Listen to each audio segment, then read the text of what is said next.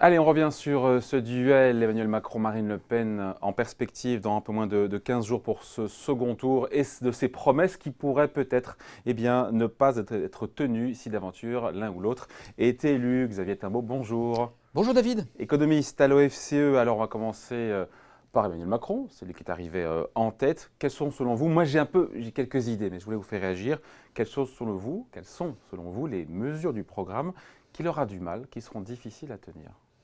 Alors, il y a dans le programme d'Emmanuel Macron, on peut en parler un tout petit peu quand même, pour savoir après comment on peut analyser ce qui va se faire, un ensemble de mesures un peu compliquées. C'est-à-dire, sa posture ni droite ni gauche le conduit en fait, dans son programme, à avoir des éléments de droite et de gauche. Donc, il y a à la fois l'idée de protéger, par exemple étendre l'assurance chômage à des nouveaux publics, par exemple favoriser le pouvoir d'achat des classes moyennes, relancer l'économie, réformer l'Europe dans un sens de la rendre à la fois plus acceptable et plus positive. Bon, tout ça sont des termes évidemment assez flous, donc ensuite il faudra y mettre du contenu. Et ça c'est plus de gauche, relancer l'économie c'est plus de gauche. Relancer l'économie, c'est plus de gauche, oui, parce qu'il y a cette question de l'arbitrage entre la dette publique, le déficit et le niveau du chômage. Et donc, alors, il y a une contradiction plus qu'une... Alors, donc il y a ça d'un côté, puis de l'autre côté, il a quand même aussi des mesures de flexibilisation, réformer le code du travail, poursuivre la loi El Khomri de ce point de vue-là, renforcer la compétitivité des entreprises, réformer la fiscalité du capital en diminuant très sérieusement la fiscalité des titres non mobiliers, donc des mesures qui sont anti-redistributives d'une certaine façon, en tout cas qui ne sont pas du tout dans le logiciel de la gauche en termes de redistribution, et qui correspondent plus à quelque chose qu'on peut identifier dans la droite républicaine. Et donc il ne pourra pas tout tenir à la fois les mesures de droite et celles de gauche? Alors la question c'est de savoir comment cet équilibre politique il va le trouver aujourd'hui, Emmanuel Macron. Parce que le pari d'Emmanuel Macron, en tout cas ce qu'il a amené au premier tour, c'est d'avoir un certain nombre de gens qui adhèrent à sa position ni de droite ni de gauche. Mais est-ce que l'Assemblée législative... c'est donc toute la question des législatives derrière. Mais bien sûr, c'est toute la question des législatives. Et c'est parce que pour gouverner en France, il faut quand même un Parlement. Et il faut quand même une majorité. Même si on a le 49-3, il faut une majorité. Et ce que nous montre aujourd'hui le résultat du premier tour, si on applique bêtement le résultat du premier tour aux législatives, c'est qu'on s'aperçoit que c'est extrêmement compliqué. C'est-à-dire qu'il est très difficile de faire apparaître une vague Emmanuel Macron, comme on a pu l'observer en 2002 avec Chirac, en 2012 avec François Hollande, en 2007 avec Mais à supposer qu'il y ait une majorité, Sarkozy. qu'il y a toujours le fait présidentiel a permis souvent, le plus souvent d'ailleurs, d'avoir des majorités aux législatives. Pourquoi on se pose la question maintenant? On doit se la poser, mais imaginons qu'il ait cette majorité pour le coup. Il pourrait tenir toutes ces mesures? Alors, si on imagine qu'il a cette majorité, est-ce qu'il pourra tenir ces mesures? Probablement oui, d'abord parce qu'il sera porté par cette majorité et par le fait que son programme était relativement clair là-dessus. Ensuite, la question c'est de savoir quelle est la résistance sociale qu'il va rencontrer. Par exemple, vouloir remettre sur le métier la loi El Khomri, c'est sacrément audacieux, vu la façon dont ça s'est passé l'année dernière, au moment où François Hollande... C'était pas dans son programme, toute la nuance. François Hollande, c'était pas dans son programme, mais en fin de mandat, pas son programme. L'opposition des syndicats n'était pas basée sur le fait que c'était pas sur son programme, elle était clairement sur le contenu de la loi. Donc en théorie, à vous écouter, s'il a une majorité à l'Assemblée, il pourra tout faire passer. J'ai plein d'idées qui montrent que ça risque d'être plus compliqué. On peut en discuter, mais disons qu'il pourra faire passer en tout cas un ensemble de mesures. Mais moi, mon doute profond, il est sur le fait qu'il puisse obtenir une majorité en accord avec son programme. Et je pense qu'on aura un troisième tour à cette élection présidentielle et que ça sera une des autres nouveautés de cette élection présidentielle.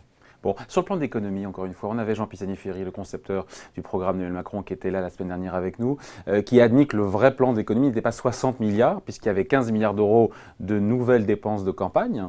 Et donc le vrai plan d'économie, c'est 75 milliards d'euros pour arriver en net à 60 milliards. Du fait, vous avez compris, des 15 milliards ajoutés au gré, au fil de l'eau de la campagne. Est-ce qu'il est assez bien documenté pour arriver à ce chiffre de 75 milliards d'euros d'économie? Alors non, il n'est pas documenté. Il n'est pas documenté non plus sur la méthode, véritablement, pour y arriver. Les éléments qu'il documente restent flous et sont souvent des intentions.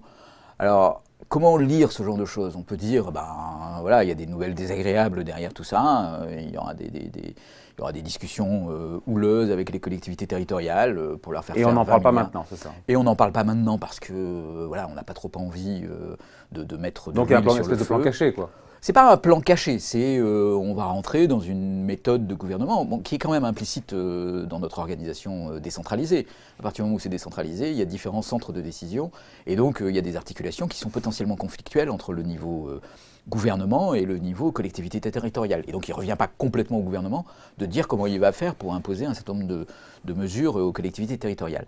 Mais c'est encore une fois, si cette méthode devient conflictuelle et musclée, dans une démocratie, ce qui est très important, c'est quel est l'appui que le Parlement va apporter. Et donc là, encore une fois, le fait que ça ne soit pas, d'une part, documenté, que ça ne soit pas facile, que ça soit potentiellement conflictuel et qu'on n'ait pas nécessairement une majorité présidentielle très forte pour soutenir ce plan, peut amener à dire eh ben, il n'y arrivera pas. Et d'ailleurs, si on tire un peu la pelote, le trait, c'est-à-dire que s'il n'y arrive pas sur ce plan d'économie, derrière, c'est la promesse, autre promesse d'Emmanuel Macron, de respecter dès 2017 et 2018 les 3% de déficit public, qui ne tient plus. Encore une fois, il y a beaucoup de dépenses nouvelles. Si le plan d'économie n'est pas en face, n'est pas à la hauteur, si la croissance n'est pas au rendez-vous, il attendait l'année prochaine 1,7% de croissance. Est-ce qu'il pourra tenir cet engagement de 3% ou alors il faudra qu'il ne tienne pas d'autres engagements, le plan d'investissement, qu'il monte plus lentement en puissance ou voilà, d'autres choses qu'il n'aille pas au-delà. Enfin, encore une fois, il y a la taxe d'habitation qui doit être supprimée de par tiers en 3 ans, ça pourrait prendre plus de temps, voilà. D'autres engagements qui seraient plus dans la durée. Il y a des aliments de calendrier, comme vous le suggérez, c'est-à-dire qu'il y a des choses qui peuvent être décalées, qui peuvent être aménagées.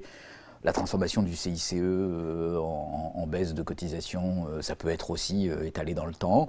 La taxe d'habitation, elle peut être étalée dans le temps. Elle l'est déjà.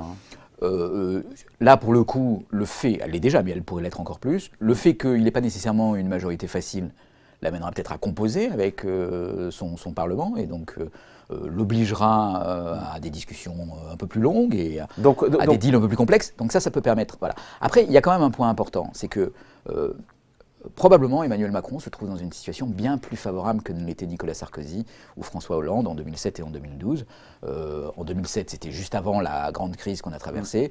En 2012, c'était au moment où la zone euro a failli éclater, où il a fallu trouver cet accord avec l'Allemagne pour que la Banque centrale intervienne, pour mettre en place la politique monétaire non conventionnelle. Emmanuel Macron, il bénéficie de tout ce que ses prédécesseurs ont fait aujourd'hui, que ce soit en termes budgétaires ou en termes de compétitivité. Et donc, il y a quand même une dynamique économique positive qui va plutôt lui amener une résorption du déficit et une résorption du chômage sans trop faire grand-chose. Et donc, du coup, ça le met dans une situation beaucoup plus facile parce qu'il y a un certain nombre d'engagements qu'il pourra tenir, comme en particulier, par exemple, passer en dessous de 3% et sortir du bras correctif de la procédure européenne, ce qui est un élément très important aussi pour montrer son attachement à l'Europe et à ses règles que beaucoup décrivent de notre côté. Sur autre promesse, l'instauration d'un budget en zone euro que préconise Emmanuel Macron, il faut quand même douter que ce soit quelque chose qui avance vraiment? Alors, on peut vraiment douter de cette question-là parce que aujourd'hui, la capacité de réforme de l'Europe est très complexe, il y a beaucoup de partenaires. Et puis surtout, il y a une question centrale qui obsède aujourd'hui toutes les capitales européennes, qui est celle de l'immigration. Et il y a une espèce de saturation sur les questions économiques. Et donc, il va être très difficile, dans le cadre de la négociation du Brexit, avec un sujet difficile sur le budget européen, et comment on fait pour compenser la disparition de la contribution nette qui était positive au budget européen des Britanniques, comment on fait pour la compenser et en même temps instaurer des nouveaux instruments économiques avec une gouvernance qui n'est pas très claire. Ça fait beaucoup de choses à régler. Bon. Alors, ça ne sera pas quelque chose pour 2018. Hein. De toute façon, si c'est quelque chose, ça sera quelque chose à bâtir dans le long terme. C'est aujourd'hui plus un élément mis sur la table que véritablement un projet qui a une chance d'aboutir véritablement. Donc s'il n'a pas de majorité, Emmanuel Macron à l'Assemblée, c'est la synthèse de ce que vous dites, et il devra raboter, composer, jongler, étendre, allonger le calendrier. Ouais, et ça risque de rendre son exercice extrêmement compliqué.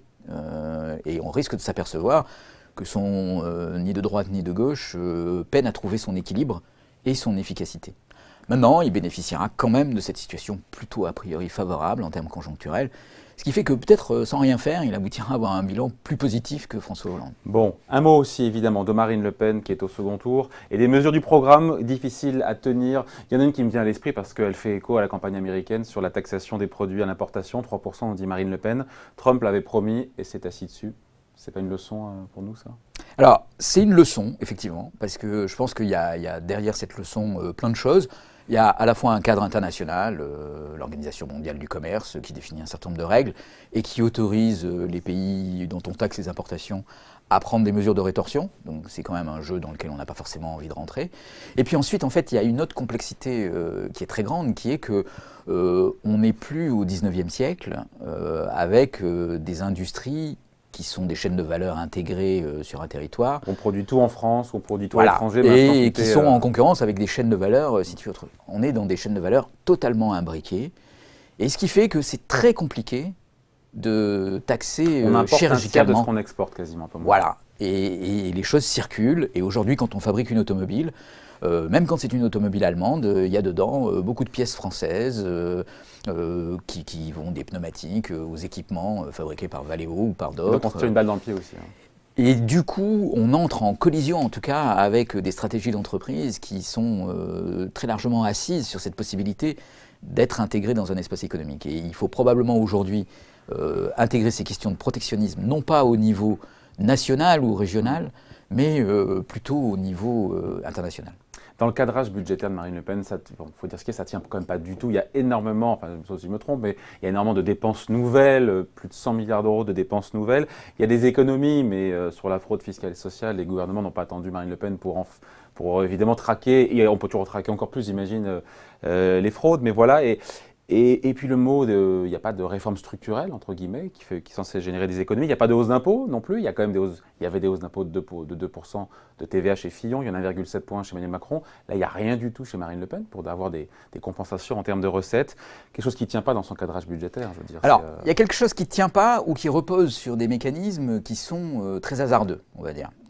Il y en a un premier mécanisme qui est quand même implicite dans le programme de Marine Le Pen, c'est le financement monétaire. Donc, le fait de récupérer une souveraineté monétaire. C'est la Banque de France qui sort la planche à billets. Et d'utiliser un droit de seigneurage pour financer. Alors, par ailleurs, de jouer aussi sur l'inflation, probablement, comme un moyen de faire passer une forme de taxe inflationniste. Vous savez qu'il y a quand même cet avantage de ne pas être perçu par tout le monde, de ne pas être vu, dont on n'a pas conscience, mais qui quand même produit ses effets, et donc qui peut arriver à participer au cadrage budgétaire. Et puis après, il y a un deuxième volet dans le financement du programme, qui est l'idée qu'on va relocaliser tout un tas d'activités, et que cette relocalisation va de fait produire beaucoup de croissance, et que ce beaucoup de croissance va permettre de financer. Et c'est un pari hasardeux ? C'est un pari hasardeux, parce que cette relocalisation... il n'est pas du tout clair qu'elle va produire beaucoup de croissance. Parce que si on entre dans un univers de guerre commerciale, on peut relocaliser des activités, mais on peut perdre beaucoup de parts de marché à l'extérieur. Donc on va relocaliser, mais au final en ayant un effet négatif et pas forcément plus d'activités qui sera localisée sur le territoire au final. C'est un peu un paradoxe, parce qu'on peut se dire, si je relocalise des activités, je vais pouvoir avoir plus de croissance sur mon territoire. Mais en fait, non, parce que, vous voyez, si vous relocalisez la production automobile entièrement sur le territoire français, probablement vous allez produire de façon moins efficace que ce que vous faites aujourd'hui. Plus cher ? Plus cher, des voitures que vous allez moins bien exporter parce que vos partenaires vont dire « Ah, mais vous avez des mesures protectionnistes, donc on attaque là où ça fait mal, par exemple, sur vos exportations de voitures. » Et donc, au final, produire plus de voitures françaises, mais en ayant au final moins de production nationale. Donc ça peut être le risque, la contradiction du programme de Marine Le Pen. Bon, Marine Le Pen a aussi un peu le même problème d'une certaine façon qu'Emmanuel Macron. Pour les législatives. Alors plus que pour les législatives, parce que voilà, il y a une des pierres angulaires du programme de Marine Le Pen qui est de sortir de l'euro. Oui. Et pour sortir de l'euro, il faut un référendum. C'est un argument que François Fillon avait donné pendant la campagne. Je pense que tous les arguments de François Fillon ne sont pas excellents, mais celui-là était quand même assez intéressant. C'était de dire, le problème du programme de Marine Le Pen, c'est que si elle perd ce référendum, elle n'a plus de programme. Et donc c'est effectivement un peu ce vide. Parce que tout est financé par, tout par est la Banque de financé France. par la Banque de France, les taxes protectionnistes, l'absence de réponse de protectionnisme de l'autre côté. Et donc ça ne tient pas. Et ça ne tient pas parce que si jamais on ne sort pas de l'euro et que finalement il n'y a pas de majorité au référendum pour sortir de l'euro, à ce moment-là on voit mal comment le programme s'articule. On aurait pu faire le même grief d'ailleurs à l'encontre de Jean-Luc Mélenchon aussi, entre le plan A et le plan B. On aurait pu faire le grief à l'encontre de Jean-Luc Mélenchon. Allez, merci à vous, merci pour ces commentaires et ces explications. Xavier Timbaud, économiste à l'OFCE, toujours un plaisir. Merci Xavier.